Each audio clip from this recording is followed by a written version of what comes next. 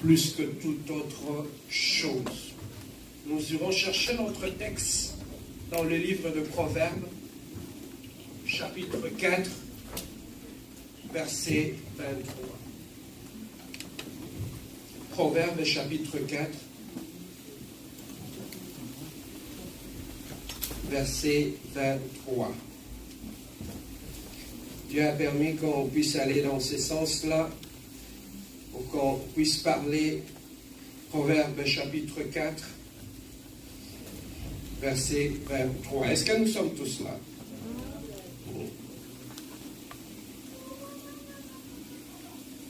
Proverbes chapitre 4, verset 23.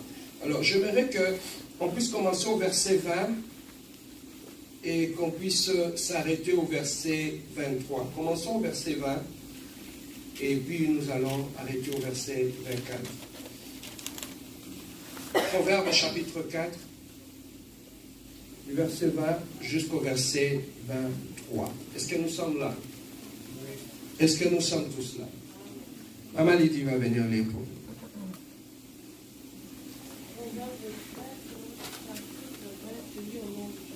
Amen. Mon fils, sois attentif à mes paroles. Prête l'oreille à mes discours. Qu'ils ne s'éloignent pas de tes yeux. Garde-le dans le fond de ton cœur. Car c'est la vie pour ceux qui le trouvent. C'est la santé pour tout leur corps. Garde ton cœur plus que toute autre chose. Car de lui viennent les sources de la vie. Garde quoi? Plus que quoi? Plus que toute autre Chose. Baissons nos têtes, nous allons prier. Éternel, Dieu d'amour, Dieu de gloire, tendre Père, nous sommes arrivés en ce lieu. Nous voulons que tu nous parles. Seigneur, laisse que tu puisses donner à tout un chacun de nous un entendement de disciples. Laisse que ce qui va sortir de ce lieu ne puisse pas venir de l'homme, que c'est l'enseignant par excellence, qui est le Saint-Esprit, qui puisse nous parler. Seigneur, dispose le cœur de tout un chacun de nous, qu'on puisse avoir un entendement des disciples. Éloigne toute distraction, éloigne toute divagation de pensée ou fuite de mémoire. Cher Saint-Esprit de Dieu, laisse que moi je puisse disparaître et que toi tu puisses parler à ton Père. Tu connais le problème de chaque personne dans ce lieu. Toi qui es capable de sonder le cœur et d'orienter ton Père. Oriente, corrige, répare, redonne l'espoir, redonne la paix éternelle de Dieu de gloire. Seigneur, nous te recommandons toutes choses. Voilà pourquoi moi et ton Père que nous te disons gloire et louange à toi, Seigneur Jésus-Christ. Amen. Oui, bien-aimés, dans les textes que nous voulons exploiter aujourd'hui, c'est un thème qui est très important pour la vie de l'homme. C'est un thème qui est très utile que je voulais partager avec toi aujourd'hui. L'ignorance de ce que nous allons partager avec nous ce matin peut faire en sorte que ta vie soit détruite. Voilà pourquoi j'aime venir à l'église de la compassion, parce que quand je m'assois, j'apprends. Et ça ajoute un plus lorsque je sors de cette église. Voilà pourquoi tu dois prêter ta Bible et le bloc-notes où tu vas prendre note par rapport à ce thème qui est si important pour notre existence en tant qu'être humain sur cette terre des hommes. Bien-aimés dans le Seigneur, ici, Salomon était en train de donner un conseil à ses enfants. Il était en train de conseiller ses enfants en ce qui concerne la vie. Le conseil que lui, il avait reçu de son père, qui avait marché avec Dieu, qui avait fait pas mal de rêves dans sa vie, les leçons que son père avait apprises par rapport à ses failles, par rapport à ses erreurs, il a transmis à son enfant qui était Salomon, et Salomon à son tour, ayant la sagesse divine en lui, et il a voulu aussi transmettre ce savoir à ses enfants, afin qu'ils puissent marcher droit devant la présence de Dieu. Bien aimé, la vie pour laquelle nous vivons est remplie de beaucoup de pièges. Depuis la naissance de l'être humain jusqu'à sa mort, il y aura toujours de pièges dans la vie de l'homme. Il y aura toujours des situations compliquées qu'on ne maîtrise pas dans la vie de l'homme. Et bien aimé, tout ce qu'on ne contrôle pas, tout ce qu'on ne maîtrise pas, peut affecter notre vie. Le plus important, retenez ceci, dans la vie d'un être humain, ce n'est pas ce qui se passe tout autour de toi. Le plus important dans ta vie, c'est ce qui se passe à l'intérieur de toi. Je reprends encore. Le plus important dans ta vie, ce n'est pas ce que tu traverses. Le plus important dans ta vie, ce n'est pas ce que tu as subi dans ta vie, mais le plus important dans ta vie, c'est ce qui se passe dans ton fort intérieur. C'est ça qui est le plus important dans ta vie. Pourquoi? Parce que ce qui se passe dans ta vie peut passer à l'espace d'une journée. Mais ce qui se passe dans ton cœur, demain. Un ami peut se fâcher contre moi pendant 15 minutes. Ça passe. Mais est-ce que les conséquences que cette situation a créées dans mon fort intérieur va demeurer? Est-ce que je ne sais pas si je me fais comprendre? Quelqu'un peut crier sur toi, ça peut te faire mal, mais ça passe. Mais le choc que tu as reçu va demeurer là. Je vais parler de cette réalité intérieure-là, que beaucoup ne saisissent pas. Suivez-moi très bien parce que c'est un enseignement qui est vraiment très très profond. Alors, ici, Jésus, au travers des conseils de Salomon à ses fils, il leur a dit quelque chose de très important. Garde ton cœur plus que toute autre chose. Est-ce que tu peux répéter après moi? Garde ton cœur plus que toute autre chose. Garde ton cœur plus que toute autre chose. Oui. Pourquoi devons-nous garder notre cœur?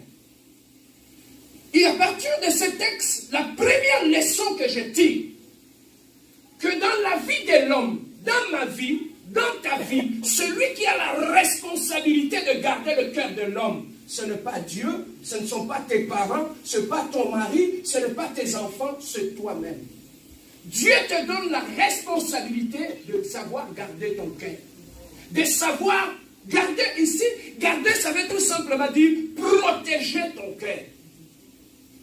Donc, quand je vis, quand je marche, ce n'est pas Dieu qui va protéger mon cœur. C'est moi-même qui a la responsabilité de protéger mon cœur. Dans tout ce que je vis, dans ma marche, dans mon mariage, dans mes études, dans l'école, dans ma jeunesse, je suis appelé à garder mon cœur ou à protéger mon cœur. Mais pourquoi Dieu nous recommande de protéger le cœur? Après ce verset-là, à la fin, qu'est-ce qu'on nous dit? Garde ton cœur plus que toute autre chose. Verset 23. À la fin, qu'est-ce qu'on dit? Car de lui vient le source de la vie. C'est que nous comprenons une chose. La vie de l'homme, son existence ou son avenir est attaché à l'état de son cœur. C'est que la vie de l'homme peut être détruite tout simplement à cause de l'état de ton cœur. Est-ce que je peux avancer? La vie de l'homme, sachez ceci. On nous dit, on croit toujours que la vie est attaquée parce qu'il y a des problèmes comme ça, oui. Mais la vie de l'homme peut être détruite tout simplement à cause de l'état de son cœur. Voilà pourquoi on nous dit que de notre cœur viennent les sources de la vie. C'est que pour que de l'eau soit sale, l'eau doit être salie à partir de la source. Lorsque la source est sale, tout ce qui vient après est sale. Alors voilà pourquoi nous comprenons, lorsque le cœur de l'homme devient sale, tout ce qui sort de ce cœur est sale. Ça pollue ton environnement, ça pollue ton existence et ça pollue ta vie. Dans la piège la vie. Beaucoup de gens ne connaissant pas cela, ils ont vu que leur vie a tourné à l'envers, leur vie a chamboulé. Ils pensent que les causes sont ailleurs, alors que le mal est venu de leur cœur. Le cœur, quel est l'état de ton cœur? Regarde ton voisin, dis-lui quel est l'état de ton cœur. Même s'il ne sourit pas, regarde-le. Même s'il te fait peur, regarde-le, dis-lui quel est l'état de ton cœur. Ce n'est pas un militaire. Amen. Hein? C'est que l'état de cœur de l'homme peut être mauvais et polluer l'environnement de sa vie. Maintenant, pasteur Serge, comment le cœur de l'homme peut-il devenir mauvais ou se souiller jusqu'au point de polluer toute la vie de l'existence de l'être humain? Là, je redescends encore. Dans notre vie, en tant qu'être humain, nous devons comprendre une chose. L'être humain est tripartite. Dans l'être humain, il y a l'esprit, il y a l'âme et il y a le corps. Amen. Hein? Alors, tout ce que tu traverses dans ta vie affecte directement ton esprit, ton âme et ton corps. Amen. Hein? Donc, tout ce que tu traverses, tout ce qui touche ton cœur, tout ce que tu rencontres dans ta vie, dans ta marche de tous les jours, affecte ton esprit, affecte ton âme, affecte ton cœur. C'est ça qu'on ne comprend pas. On peut rencontrer une situation dans la vie. La situation est passée. Mais tu ne sais pas que cette situation a créé des dégâts dans ton esprit, dans ton corps et dans ton âme. Amen. Hein? Amen. Alors, tout ce que nous traversons dans notre vie peuvent affecter notre cœur, peuvent affecter notre âme, peuvent affecter notre esprit. Et lorsque l'âme est affectée, l'âme devient malade. Dans l'homme, il y a l'esprit, il y a l'âme et il y a le corps.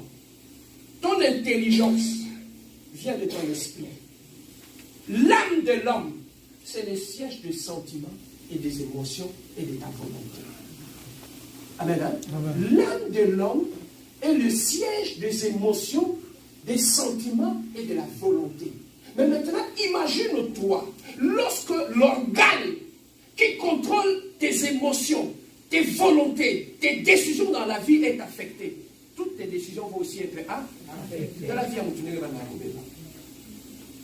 la destruction dans la vie de l'homme ne commence pas à l'extérieur, ça commence de l'intérieur. Amen. Hein? Amen. Alors, lorsque l'âme est touchée, il y a ce qu'on appelle la blessure de l'âme. L'âme de l'homme peut être touchée, l'âme de l'homme peut être blessée. Et lorsque l'âme de l'homme est blessée, ça blesse le cœur et toute l'existence de la vie de l'homme est basculée. Mais pasteur Serge, qu'est-ce qui peut blesser l'âme de l'être humain? On peut être blessé sans le savoir. Ton âme peut être touchée sans le savoir. Ton corps peut être touché sans le savoir. La première des choses, commençons depuis la naissance de l'homme. Comment le cœur de l'homme peut être détruit ou l'âme de l'homme peut être blessée. L'âme de l'homme peut être blessée depuis les entrailles de sa mère. Tu es né avec un cœur blessé, avec une âme malade. Comment l'âme de l'enfant peut être détruite? Une jeune fille qui vivait chez ses parents, par erreur, elle a voulu copier tout le monde. Elle se retrouve du lendemain enceinte. Lorsqu'elle se retrouve enceinte, elle porte un enfant dans son ventre. D'abord, c'est une grossesse qu'elle n'a pas désirée.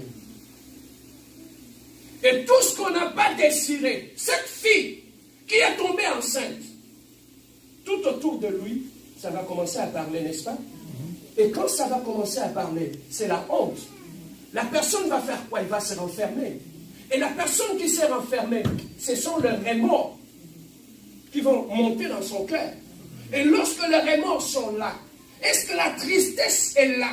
Lorsque le cœur de cette fille est blessé, automatiquement, elle va transmettre ça à l'enfant qu'elle porte dans son sein. Un enfant ressent tout ce que la maman ressent. C'est ça que tu vois, un enfant qui est né. Le seul fait que le père a refusé d'accepter cette grossesse, l'enfant était blessé et lorsqu'elle est née, il ne supporte pas son père. Alors qu'on n'a rien dit à cet enfant-là. Comment elle réagit comme ça? Cet enfant, depuis le sein de sa mère, avait ressenti qu'il n'avait pas été aimé. C'est ça que tu vois dans la vie. Il y a des gens qui sont comme ça. Ils sont malades. sans le savoir. Ils ont une âme blessée sans le savoir. Ils ont un esprit qui a été touché depuis le sein de la mère sans le savoir. Et lorsque la Bible nous dit, garde ton cœur plus que toute autre chose. Lorsque l'âme est malade, ta vie est malade. Une personne qui est blessée, blessera. Lorsqu'on est blessé, on passera le temps à blesser les autres. Pourquoi? Parce que pour toi, tu es habitué avec la blessure. Quand tu blesses les autres, tu ne te rends pas compte. C'est dans ton inconscience. Est-ce que je peux avancer? Amen. Donc, la vie d'un être humain peut être détruite à partir du sein de sa mère. Ce n'est pas la sorcellerie, ce n'est pas l'envoûtement. C'est depuis le sein de la mère que l'âme de l'enfant a été détruite. Et quand la fille cherchait à avorter, tout cela on le transmettait à l'enfant.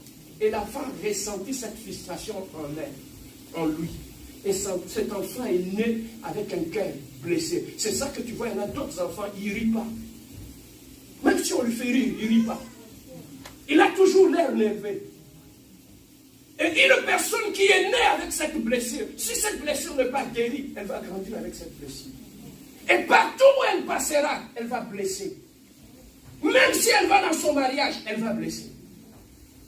Et maintenant, qu'est-ce que Pasteur Serge, la blessure de l'âme, peut créer dans le cœur de l'homme? Les conséquences de la blessure de l'âme, la première des choses, ça crée la dureté de cœur. Write it down. Écris ça. La première des choses, lorsque l'âme est blessée, ça crée la dureté de cœur. C'est ça que tu vois, il y en a d'autres personnes dans leur existence, ils ne pardonnent jamais. On peut rire, on peut faire tout. Il peut te dire, je laisse tomber. Mais dans son cœur, le mal est là. Pourquoi? Parce que son cœur est fermé. Parce qu'il a été blessé. Depuis le ventre de sa mère, il est blessé. Donc pas seulement dans le mariage, même un pasteur qui a eu un cœur blessé depuis son enfance et qui a grandi avec ça et qui n'a pas été guéri, même dans l'église, il va blesser les fidèles, il va blesser les gens. Même dans son langage, tu sentiras qu'il aura un langage sec. Pourquoi? Parce que c'est de l'abondance du cœur que la bouche parle. Lorsque le cœur est touché, même les paroles changent. L'enfant peut être blessé depuis la naissance dans sa vie. Un autre enfant peut naître bien. On l'a accepté, on l'a aimé dans sa vie. Elle a vécu très bien dans sa vie. L'enfant a été aimé, chouchouté par les parents. Mais en grandissant dans la vie, lorsqu'il devient adulte, qu'est-ce qui peut blesser encore le cœur de l'homme? Ce sont les chocs de la vie. Les chocs de la vie. Un enfant qui a bien grandi. Et quand il commence à prendre conscience, il se rend compte que ses parents sont séparés. Le divorce, ça blesse les enfants. Ça détruit l'âme des enfants. Raison pour laquelle tu vas trouver depuis l'enfance cet enfant qui a vécu le divorce de ses parents. S'il n'a pas été bien protégé, ce sont des enfants. Quand même, ils ne réagissent pas. Mais ils ont ce choc, ils ont cette plaie et ils vivent avec. Le divorce, ça crée des blessures chez l'enfant. Le divorce, ça peut créer des blessures chez l'homme ou chez la femme. Le divorce n'a jamais été bénéfique pour celui qui le veut ou celui qui le refuse. Ça ne bénéficie à personne. Et ça blesse et ça détruit. Qu'est-ce qui peut aussi amener par le divorce, le blessure dans l'âme de l'homme? Là où tu as grandi. Là où tu as grandi, le parent n'avait pas les moyens. Ils t'ont pris, ils t'ont envoyé aller vivre chez une tante. En allant vivre chez une tante, et là où tu as vécu, les autres c'était des reines, c'était des princesses. Ils ne faisaient rien. Tout le travail, c'est toi qui le faisais. C'est toi qui devais aller balayer la maison. C'est toi qui devais aller ramasser les poubelles. Tu étais comme une personne d'une seconde zone. Tu n'étais pas considéré là où tu as été. Ça blesse. Tu as grandi dans le rejet. Tu as grandi grandi dans l'humiliation. Et en vivant ces rejets, en vivant cette humiliation, le cœur a été détruit. Depuis l'enfance, tu as grandi dans ça. Et qu'est-ce qui va au-delà de ça? Qu'est-ce qui peut amener encore le rejet? La pauvreté. Tu as grandi dans une pauvreté extrême. Tu allais à l'école, les amis étaient bien habillés. Ils portaient de belles chaussures, ils portaient de belles sacs. Mais toi, quand tu vois tout cela, le parent ne pouvait pas te donner tout cela. Tu te sens petit devant ces gens-là. Tu te sens réduit devant ces gens-là. Ça blesse l'âme. Ça blesse l'âme. Et toutes ces choses-là, c'est dans la vie qu'on les rencontre. Tu peux être un jeune garçon. Je parlais avec un ami au travail, il me dit, pasteur, moi dans mon groupe où on était avec les amis, on était à 5 les garçons. Et ils portaient toujours de belles baskets, ils portaient de belles chaussures, ils étaient bien, de la tête jusqu'aux pieds. C'est moi qui étais le mal habillé dans le groupe. Et le fille ne courait que derrière ces autres gens-là. Moi, on ne me regardait même pas. Et imagine, toi, tu as grandi avec ça. Même au milieu de tes amis, tu n'étais pas considéré. Tu étais comme une citoyenne de seconde zone. Ça blesse l'âme. Ça blesse l'âme de l'homme. Où on a vu aussi qu'est-ce qui peut aussi blesser l'âme de l'homme? Les déceptions. Tu avais une copine ou un copain où tu avais promis les fiançailles. Et au bout du chemin, tu as donné ton espoir, tu as tout donné pour que ça puisse marcher. Et tu en parlais aux amis, ça faisait ton honneur, ça faisait ta gloire. Et automatiquement, du jour au lendemain, le monsieur ne veut plus de toi. Il va aller choisir ton ami intime et une épouse. Qu'est-ce que tu ressens au fond de toi? Tu es mort. Voilà le piège de la vie. Comment le cœur de l'homme peut être blessé jusqu'au point de modifier son état. Il y a beaucoup de gens bien-aimés qui étaient nés comme de bonnes personnes. Mais les circonstances de la vie, ce qu'ils ont rencontré sur leur chemin, a fini par changer leur nature. Bien-aimé, les chocs de la vie peuvent modifier ton état. Les chocs de la vie peuvent faire en sorte que tu cesses d'être toi, tu deviens une autre personne. Les chocs de la vie peuvent faire en sorte que tu étais quelqu'un de gentil, tu étais quelqu'un d'aimable, tu étais quelqu'un de joyeux. Les chocs de la vie peuvent changer ta nature. Quand tu regardes ta vie, tu vas comprendre que tu n'es pas la personne que tu étais. Tu es devenu une autre personne. Et les gens qui te regardent, ils ne se retrouvent pas. Combien de parents qui ont vu leurs enfants grandir, naître? Les enfants, là, son fils, sa fille est allée au mariage.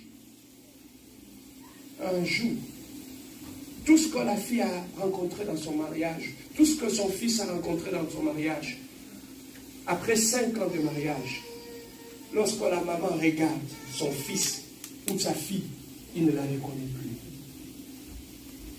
Il dit, mon fils, tu es devenu une autre personne. Ce n'est plus le fils qui était sorti de mes entrailles. Tout ce qu'il a connu, là où il était parti en mariage, a modifié son état. Il était quelqu'un qui souriait, qui riait, qui était bien avec les gens. Mais les circonstances de la vie ont touché son âme, son corps et son esprit.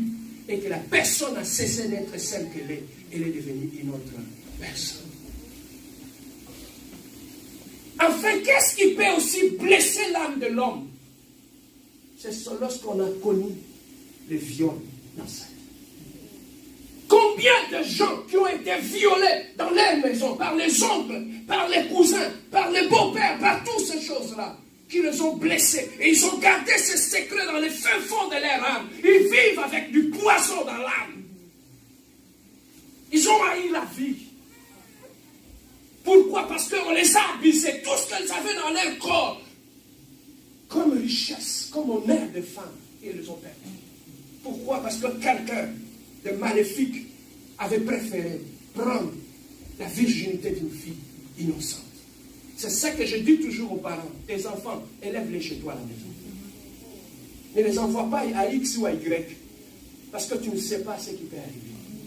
Il y a beaucoup de gens bien-aimés qui ont été violés, mais on ne peut pas dire. Je parlais avant-hier avec une fille au téléphone. Il m'a dit, mes parents me refusaient d'aller toujours chez les amis. Je suis allé une fois chez mes amis. Et là, c'était le grand frère de mon ami qui m'a violé à la maison. Mais je ne peux pas aller dire ça à mes parents. Ils vont se fâcher parce qu'ils m'ont interdit d'aller là-bas. Et cet enfant grandit avec cette blessure dans son âme. Le rejet, le dégoût. Et à la maison, les parents ont constaté que l'enfant a cessé d'être celle qu'ils l'ont connu. L'enfant était devenu une autre personne. Parce que son âme a été empoisonnée. Le choc de la vie. L'âme de l'homme, bien aimé, peut être détruite par des déceptions, par des circonstances de la vie. Pasteur Serge, comment je peux reconnaître que mon âme est malade? Si tu veux connaître que ton âme est malade, rentre au fond de toi-même. Avant qu'on pose un acte, ce qui vient avant, ce sont les motivations. Les motivations nous poussent à poser un acte. Observe tes motivations. Tu vas comprendre pourquoi tu as du mal à poser des actes qui sont bons. Bien aimé, lorsque l'esprit de l'homme, on a dit, dans l'homme il y a le corps, il y a l'âme et il y a l'esprit. Mais lorsque l'esprit de l'homme est touché, qu'est-ce qui arrive, pasteur Serge? Lorsque l'esprit de l'homme est touché, on nous a dit que l'esprit, c'est le siège de notre intelligence.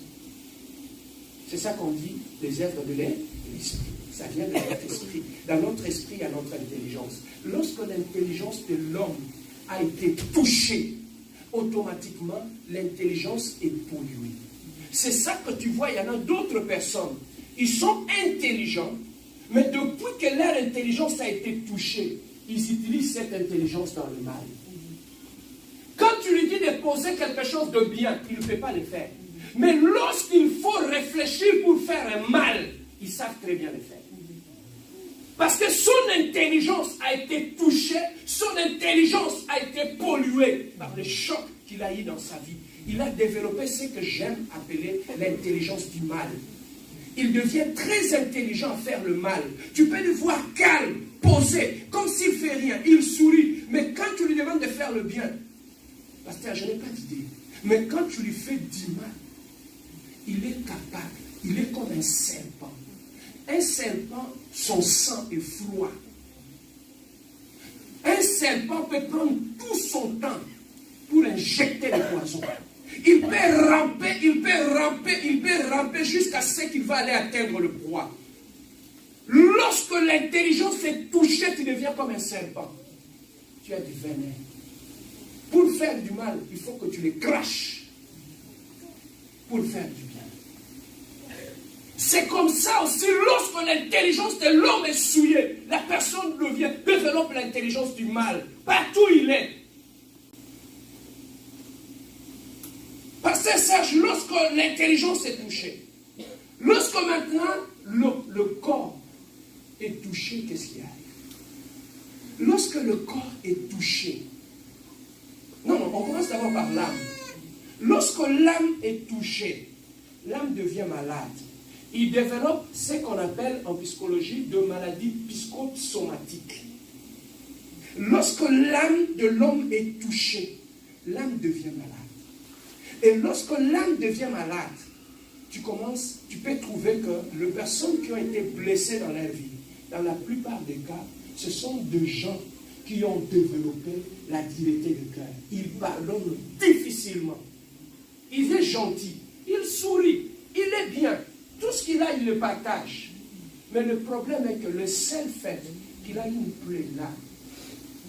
Je peux vous donner un exemple. Quand j'ai une plaie sur ma jambe ou sur mon pied, je peux marcher bien. Mais quand quelqu'un marche sur mon pied, il touche ma plaie, automatiquement je commence à faire quoi?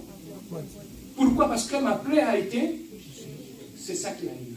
Quelqu'un peut être calme, il est gentil, il est bien, il sourit, il parle avec tout le monde au travail, à la maison, une bonne femme. Elle est gentille. Mais quand tu le touches là où il y a sa plaie, tu marchais bien. Quand tu touches ta plaie, tu commences à faire quoi? À boiter. Tu ne fonctionnes plus bien. Tu ne marches plus bien. C'est comme ça aussi lorsque ta plaie est touchée. Tu ne cesses de fonctionner normalement. Tu commences à boiter. Tu commences à dysfonctionner. Tu commences à boguer lorsque ta plaie est touchée. Alors, tellement dans ton cœur, il y a la frustration, il y a le mal. C'est ce que tu vas commencer à donner. Il y a maintenant, tu vas trouver dans le mariage une femme qui aime beaucoup son mari. Mais lorsqu'il y a un problème, elle ne pardonne jamais son mari. Pourquoi? Parce que tu l'as touché là où il a été blessé. Tu peux trouver un homme qui est blessé dans son âme. C'est ça que tu vois. On a dit l'âme est le siège des sentiments et des émotions. Lorsque nous aimons les gens, on les aime avec notre âme. C'est que l'amour, c'est la réponse qu'on donne aux gens qui nous aiment. Ils m'aiment, moi aussi je fais quoi? C'est la réponse, non? Et cet amour vient d'où? De mon cœur. Amen, hein? De mon âme. Mais lorsque mon âme est malade, c'est ça que tu vois. Ça, je dis ça aux jeunes garçons. Lorsque un cœur est malade, l'âme d'une fille est malade, elle va cesser d'aimer avec son cœur, elle va commencer à aimer avec sa tête.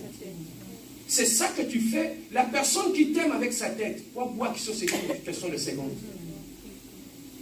Tu peux supplier, tu peux te mettre à genoux, tu as mal fait, tu peux supplier cette personne-là. Il ne t'a jamais aimé avec son cœur. Son cœur est fermé. Il t'avait aimé avec sa tête. Tu peux supplier. Les gens peuvent venir donner des conseils, tout. Tellement que tu n'as jamais existé dans son cœur. Tu as existé dans sa tête. Dans sa tête, il peut juste effacer ton nom et c'est fini. C'est ça que tu vois même des amis ou dans le mariage ou dans l'amitié ou dans la famille. La personne te dit, tu sais, pour moi, dans ma tête, tu n'existes plus. C'est que ça veut dire qu'il t'a effacé. Mais toutes ces choses-là, lorsque tu vas aller demander la main d'une femme, ou tu vas aller demander, un homme vient te demander un mariage, tu ne vois pas son cœur, tu ne connais pas son état, tu peux te marier avec un monstre sans le savoir. Tu le vois, il est beau, il est intelligent, il est brillant, mais tu ne sais pas que dans son âme, il a une âme qui est blessée. Toute ta vie, il passera le temps à te blesser. Et lorsque l'âme est blessée, tu ne peux plus aimer correctement.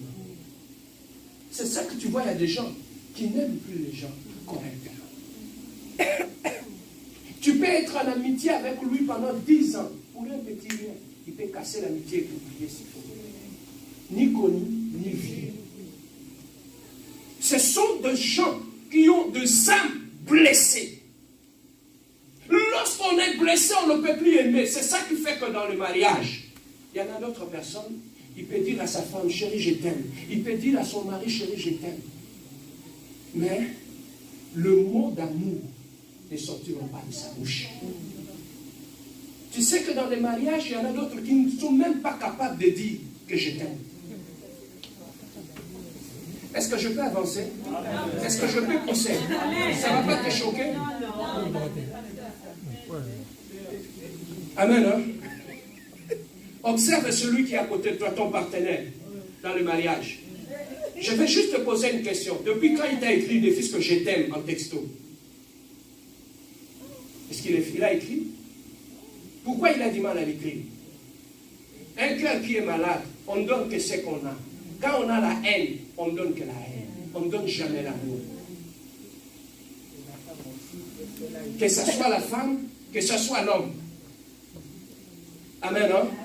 Une personne qui est blessée, tu peux vivre à côté de cette personne-là des années, tu ne le sauras pas. Tu peux le voir. D'habitude, je vais vous faire voir quelque chose. Si j'ai une blessure sur mon pied ici, j'aurai toujours tendance, quand je marche, à mettre ce pied derrière. Quand les gens arrivent, je fais quoi? Je cache ma blessure. Je la présente. Je présente un autre pied. Je cache celle qui est blessée. C'est ça qui arrive dans nos fiançailles. On te présente une autre personne. Celle qui a été blessée est cachée derrière. Celle-là, tu vas le trouver quand vous allez rentrer dans la même maison.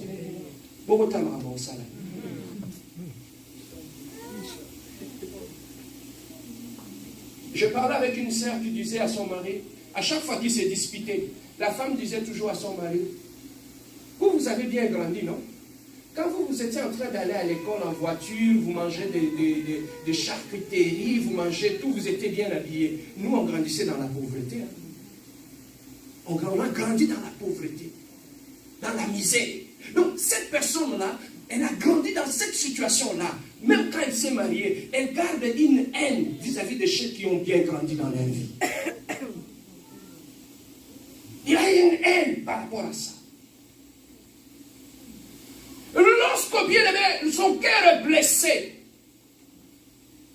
tout ce qui touche à l'amour, tu ne pourras pas le faire. Tu ne pourras pas le faire. C'est ça que tu vas trouver d'autres garçons. Il a tellement été déçu dans la vie par le fils. Son cœur a été meurtri, blessé. Ça, je dis ça à nos jeunes sœurs. Il faut faire trop attention aux hommes. Il peut aller sur le net là-bas. Il va passer du temps à écouter des coachs de séduction. Il sait comment parler aux femmes. Hein? Il a passé du temps, il a écouté des tonnes de messages de coachs en séduction. Il sait comment parler. Et quand il te parle, tu te laisses ébranler. Il te parle avec sa tête. Son cœur n'y est pas. Le matin, il t'envoie un texto d'amour. À 11h, il t'envoie. Oh, ma frère, je suis les filles de Jérusalem. Oh, la fille de Galilée. Oh, tu es belle, tu es belle comme. Tu es belle comme celui de Naziré. Et toutes ces choses-là, ça vient de sa tête. C'est ça ce que les hommes font. Je dis ça à mes sœurs, à mes filles ici à l'église.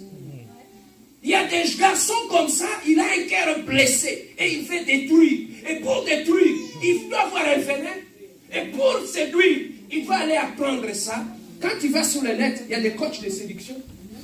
Il est cute, il parle bien. Quand il me parle, je sens comme si les neiges tombent sur lui. Combien on a vu aujourd'hui ici qui disent, pasteur, ce n'est pas l'homme que j'avais épousé. C'est une autre personne. Voilà comment nous tombons dans le piège de la vie. Lorsque l'âme est blessée, l'âme ne peut pas donner l'amour. Une personne qui a grandi dans une famille où il était meurtri, il était rejeté, il était détruit, cette personne-là est blessée. Même quand il s'est marié, il est dit comme un charpentier. Il ne donne jamais de cadeaux. Il ne sait même pas comment séduire sa femme. Il est sec comme le bois. Le mot d'amour ne peut pas sortir de sa bouche. Il aime comme un soldat. Il y a des hommes qui sont comme ça. Tu peux bien préparer un bon foufou pour lui. Il mange bien avec un peu de haricot, avec un peu de poisson salé. Tu embellis, tu mets tout ton cœur là-dedans. Quand il vient manger, papa, comment tu trouves la nourriture? Ben tu vois, je mange, non? C'est bien. Si ce n'est pas bien, je n'allais pas manger. Papa, c'est la maloubaya. Mais tout cela vient de son cœur. Ce n'est pas de sa faute. Il est ignorant. Il ne sait pas qu'il est malade. La maladie, ce n'est pas seulement le diabète. La maladie, ce n'est pas seulement la tuberculose. La maladie de l'âme existe. C'est ça que tu vois même dans l'église. Une personne qui a une âme blessée, quand il vient à l'église, même s'il est responsable, il ne sourit jamais les gens. Bonjour. Il ne sait même pas comment aller s'intéresser à d'autres personnes. Comment vous allez? Comment vous avez passé votre week-end? Ça lui dit rien. Pourquoi? Parce qu'il est blessé dans son âme et il n'est pas sensible. Lorsque l'âme est blessée, on ne peut pas donner l'amour. Quand on ne peut pas donner de l'amour, on devient insensible. Il y a une autre femme. Tu peux faire une erreur. Tu l'amènes au restaurant, tu achètes du parfum, tu achètes du cadeau, tu achètes de fleurs. Mais tout cela, ça lui dit absolument rien. Parce que la personne a un cœur blessé et est devenue insensible. Si je peux aller même loin, même dans le couple, Il y en a d'autres couples, ils vivent comme des animaux. On est mari et femme. Quand tu les appelles tout le temps, comme papa est où? Avant, il est dans le salon. La femme est dans la chambre, papa est dans le salon. Entre eux, il n'y a pas d'intimité. C'est qui prouve seulement qu'ils sont mari et femme, parce qu'ils vivent dans la même maison. Mais à part ça, il n'y a pas d'intimité. Ils vivent comme des animaux. Voilà qu'il y a aussi des athées, parce qu'on n'est pas dans une réunion de couple. Si on était dans une réunion de couple, j'allais aller encore plus en profondeur. Lorsque le cœur est blessé, pour l'homme ou pour la femme, ils peuvent devenir frigides. La frigidité. La personne change. Tu peux naître une femme. Tu vois deux femmes comme ça, elle peut être belle, elle se maquille bien, elle est bien. Mais le coup qu'elle a réussi dans sa vie, on finit par transformer son âme. Libanda, tu le vois que c'est une femme, mais dans son intérieur, c'est un homme. Elle a perdu le cœur d'une femme. Elle a perdu la sensibilité d'une femme. Elle est devenue un homme. Tu peux trouver une femme, c'est une femme. Mais dans son intérieur, le choc qu'elle a eu dans sa vie l'ont transformée. Elle a cessé d'être une femme, elle est devenue un homme, sans le savoir. Elle a la dureté de cœur d'un homme. Elle a la méchanceté d'un homme. La femme, c'est une fleur. C'est le parfum, c'est la douceur. Tu peux perdre tout cela lorsque l'âme ou le cœur est blessé. Raison pour laquelle tu vas trouver la plupart des gens qui ont eu des déceptions amoureuses dans leur vie, ils ont cessé d'être eux-mêmes. Ils ne savent plus aimer. Ils sont devenus d'autres personnes. Et par malheur, si tu tombes sur un homme ou une femme qui a connu ces choses-là, c'est toi qui payes les prix. Il va te les payer cash, pas en interact. Cash, peut-être. Tu commences à compter, peut-être, 1, 2, 3, 4, 5. Il te les paye en cash. Quand tu commets une erreur à la maison, ce n'est pas des emails transferts que tu vas recevoir. Il va te les payer en cash. Même pas en crédit. Parce que ça peut louper. Il te les fait payer en cash. Pourquoi? Parce qu'il ne pardonne pas. Et il y en a d'autres même qu'on a vu qui font l'éloge de leur méchanceté. Pasteur, moi il ne me connaît pas. Moi quand tu tombes dans mon problème, tu vas voir. Tu deviens insensible. Et ça affecte ton âme, même ton esprit. Imagine-toi, quelqu'un qui t'a fait du mal. Je vais vous montrer comment même l'esprit de l'homme peut être affecté lorsqu'on est blessé. Un homme a blessé sa femme. La nuit est arrivée, ils sont allés sur le lit, dormir les deux, complètement endormis. L'homme est revenu au lit en retard. En dormant, des fois on oublie, hein, la main de l'homme a touché la femme. Elle était dans l'inconscience, la kachapombi, mais elle l'a repoussée. Sous le sommeil, c'est que la personne est devenue amère, même dans son inconscience. Papa, la Bible dit le cœur de l'homme est mauvais. Qui le connaît? Lorsque le cœur de l'homme s'est ferme, la personne développe la dureté de cœur. Voilà pourquoi même dans l'amour, même dans le mariage, tout ce qui est intime, il y a certaines personnes, ils vont tout simplement vous dire, moi ces choses-là, je ne les aime pas. Il ne va pas les aimer, pourquoi? Parce que son âme est malade. Toutes ces choses-là touchent à l'âme de l'homme. Quand l'âme de l'homme est malade, le reste ne fonctionnera pas. Ça, c'est au niveau de l'âme de l'homme. Lorsque l'âme de l'homme est touchée, la personne devient rancunière. La personne, tu vas trouver des personnes qui sont très colériques. Pourquoi? Parce qu'au fond de cette personne-là, la personne a des blessures. La personne est colérique. Lorsque l'intelligence de l'homme est touchée, il y a ce qu'on appelle la schizophrénie. La personne devient schizophrène. Il voit le mal partout. Même quand tu tousses, il voit le mal.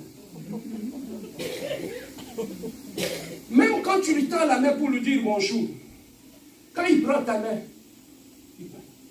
crois que la salutation qu'il m'a donnée là, il a un problème. Parce que j'ai senti sa main être un peu mou, être un peu molle. Pourquoi sa main? Il juge tout, il s'intéresse même à des petites choses qui n'ont rien à voir.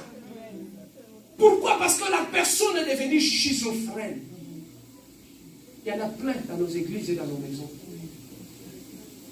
Même quand les gens toussent, c'est un problème. Même quand on les regarde, la façon qu'il m'a regardé là, je crois qu'il y a un problème. Parce que son cerveau commence à reproduire des choses erronées. C'est le message qu'il revoit dans son cerveau. Son subconscient lui envoie ces messages-là. Donc, même dans tout ce qui est bien, il peut trouver un mal là-dedans. Même quand tu lui donnes de l'amour, quand tu lui donnes tout, tu l'achètes des fleurs, tu l'achètes tout, tu vas trouver ce genre de personnes, ils ne sont jamais reconnaissants. Lorsque l'âme est blessée, le cœur cesse d'être reconnaissant. Il y a beaucoup de gens qui sont irreconnaissants. Même quand tu verses de l'amour sur lui, tu achètes des fleurs, tu achètes tout. Et un autre jour, la personne va te dire, je ne sais, qu'est-ce que tu as déjà fait dans ma vie? Je ne sais même pas si tu m'aimes. Je ne sais même pas. Est-ce que tu m'aimes? L'irreconnaissance. Pourquoi? Parce que le cœur est mauvais. Le cœur, c'est un poison. Et pour terminer, les gens qui sont blessés comme ça, ils sont susceptibles au conflit. Pourquoi? Parce qu'ils ne pardonnent pas. Voilà le problème qui blesse là. Bien aimé, dans tout ce que je brossais ici, j'aimerais que tu rentres au fond de toi-même, que tu t'examines. Tu es où? Quel est l'état de ton cœur? Pourquoi Dieu a permis que tu puisses entendre ce message? Afin que tu puisses connaître le vrai état de ton cœur. Mais cet enfant qui a été blessé, cet homme, cette femme qui vit avec le blessure dans son âme, bien aimé dans le Seigneur, si pour la maladie, la malaria, il y a un médicament. Si pour la tuberculose, il y a un médicament. Bien aimé, pour les problèmes qui sont liés à l'état du cœur, Dieu a prévu aussi une solution. Amen. Hein? Une personne qui a un cœur blessé, une âme blessée, qui a le blessure de l'âme, il y a une porte que Dieu a prévue pour laquelle tu peux être sauvé, que tu peux être guéri. La maladie, ce n'est pas une maladie inguérissable, la maladie de l'âme. C'est une maladie qui se guérit. Mais d'abord, la première des choses, la guérison commence par une prise de conscience. Il faut que tu saches que mon cœur est malade. Parce que je suis trop resté dans un mariage où j'ai été sali. La femme ne cessait de m'injurier du matin au soir. Il a pris tout ce que j'avais comme honneur en tant qu'homme. Elle a détruit cela. À force de rester là, tu vas cesser d'être toi, tu vas devenir une autre personne. Or, quand tu deviens une autre personne, le plan que Dieu avait pour toi, tu ne vas plus la vivre. Pourquoi? Parce que tu es devenu une autre personne. Le plaisir intérieur sur le plan spirituel, ça peut devenir une porte d'entrée. Une porte d'entrée que le diable va commencer à utiliser toutefois pour déstabiliser ta vie. Même quand tu veux pardonner à quelqu'un, le diable, comme ton cœur a de blessures, il va utiliser ces blessures-là, il va commencer à te faire voir tout ce que cet homme a déjà fait depuis le passé. Bien aimé, j'avais un ami à l'internat, lui, il est né d'une famille où il n'avait pas été aimé. Sa grossesse n'avait pas été acceptée. Il a grandi comme ça. Un jour, il est tombé malade. On était à l'internat. Il me dit, Bia, va ouvrir mon sac, tu vas trouver, mon carnet est là, prends le médicament qui est à côté, tu me le donnes. Je prends son carnet. À ce moment-là, je crois qu'on avait entre 14 ans et 15 ans. Je prends les carnets, j'ouvre, je vois les noms des gens. Il a écrit les noms, il a mis décroché. Il a écrit les noms, il a mis 3 crochets. Il a écrit les noms, il a mis 4 crochets. Il y avait une liste au moins de 14. Tous ces gens-là, c'était des amis avec qui on était à l'internat. Je lui pose la question, Martin, pourquoi tous ces noms avec des croix? Il me dit, bien, tous ces gens-là, ils m'ont déjà fait du mal. Un jour dans ma vie, je vais répondre. Je vais me venger. À 14 ans, d'où il avait trouvé l'intelligence d'écrire une liste avec le nom des gens. Imagine-toi un enfant qui vit avec cette haine-là dans son cœur. Et au bout de la liste, j'ai trouvé qui? Demande-moi qui? Les noms. Son petit frère était interne. J'ai vu aussi le nom de son petit frère. Au bas de la liste, avec 3 croix. Je dis, si tu vas venger tous ces gens-là, même ton frère, tu vas le venger. Dis oui. Toute ma vie, on peut me voler mes cahiers, mais ces carnets-là, je les garde toujours. Pourquoi? Un enfant qui n'a jamais connu l'amour dans sa vie. Il a vécu avec cette haine. Et il est capable de faire du mal à son propre frère. Imagine-toi, une personne qui est capable de faire du mal à son propre frère de sang ou à sa sœur de sang. S'il peut haïr son propre sang, tu crois qu'il ne va pas te haïr? Voilà là où nous tombons dans nos mariages, dans ma balle de bateau. Des gens qui se sont empoisonnés et de la vie empoisonnée. Mais comment nous pouvons connaître la guérison? La guérison commence par une prise de conscience. Quand tu prends les consciences, tu te dis, pourquoi j'ai du mal à pardonner? Pourquoi il y a toujours la haine en moi? Pourquoi je me fâche toujours facilement? Pourquoi quand je garde un problème dans mon cœur, je ne lâche jamais? Pourquoi tout cela? Même quand le pasteur sage parle sur le pardon, surtout, pourquoi j'ai du mal à pardonner? C'est parce que mon cœur est malade. C'est là qu'on commence à comprendre que je ne suis plus moi. En tant que femme, tu es dans ton mariage. Est-ce que tu fonctionnes normalement comme femme ou tu es devenu un homme? Comme je parlais avec un collègue au travail, il me dit, pasteur, tu me vois là, je vais être dire avec toi, je suis devenu homosexuel. Je dis, homosexuel? Pourquoi? Il dit, tu sais pourquoi? Parce que la femme que j'ai à la maison, elle est devenue un homme. Donc moi et elle, nous vivons comme des hommes dans la même maison. Alors, des hommes qui vivent dans la même maison, ils sont quoi? Donc, mon attitude, mon caractère, c'est le même que la femme qui est à côté de moi, elle a réagi. Donc, nous sommes des homos. Voilà comment le diable détruit la famille.